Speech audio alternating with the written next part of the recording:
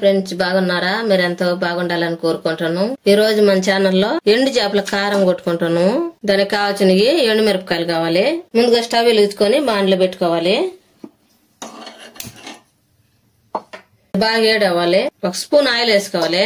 ఎండు చేపలు శుద్ధంగా కడిగి పెట్టుకోవాలి. ఆయిల్ వేడైన తర్వాత ఎండు మిరపకాయలు వేసుకోవాలి.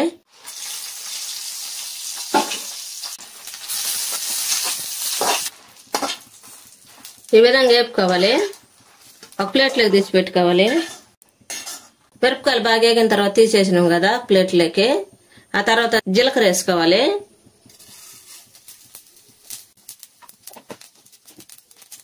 రెండు ధనియాలు వేసుకోవాలి.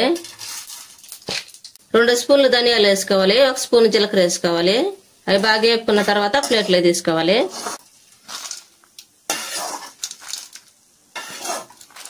వేగిన తర్వాత ఈ విధంగా ప్లేట్లోకి తీసుకోవాలి. జీలకర్ర ధనియాలన్నీ తీసేసాం కదా, దాంట్లో ఏం లేకుండా ఇప్పుడు 1 స్పూన్ ఆయిల్ వేసుకోవాలి. ఆయిల్ బాగా వేడైన తర్వాత ముందుగా మనం కడిగి పెట్టుకున్నాం కదా ఎండు చేపల్ని, అవి కూడా వేసుకుని వేపుకోవాలి.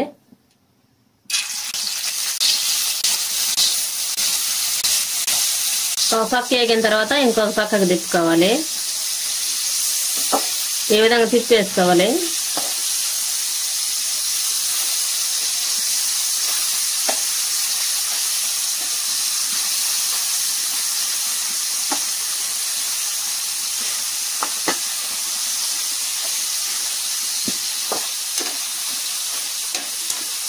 బాగా ఉడికించుకోవాలి. ఆయిల్లో బాగా ఉడికిన తర్వాత స్టవ్ ఆఫ్ వేసుకోవాలి. చల్లారి పెట్టుకోవాలి. చేపలు బాగా చల్లారిపోయి ఒక ప్లేట్లోకి తీసుకుంటాను. ఈ విధంగా ప్లేట్లోకి తీసుకున్న తర్వాత ముళ్ళు తీసేసుకోవాలి. ఇట్లా ముళ్ళు తీసేసుకోవాలి.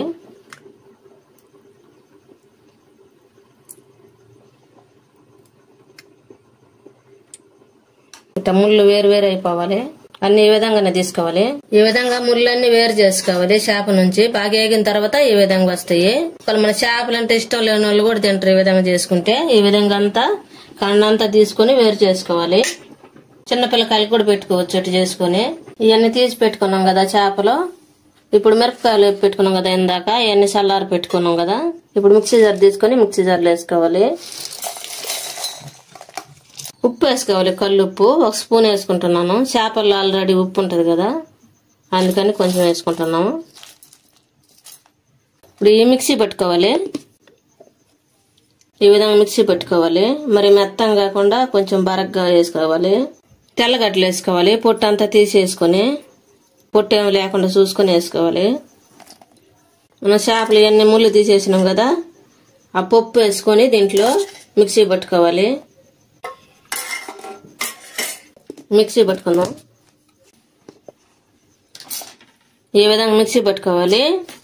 ఇదంతా ఒక డబ్బాలోకి తీసి స్టోర్ చేసి పెట్టుకోవాలి. ఎప్పుడైనా వాడుకోవచ్చు. ఈ విధంగా డబ్బాలోకి స్టోర్ చేసుకున్నాం కదా, నెల రోజులు వాడుకోవచ్చు. ఎంత తాజాగా ఉంటుంది. మనం పప్పు చేసుకున్నప్పుడు నంచుకోవచ్చు.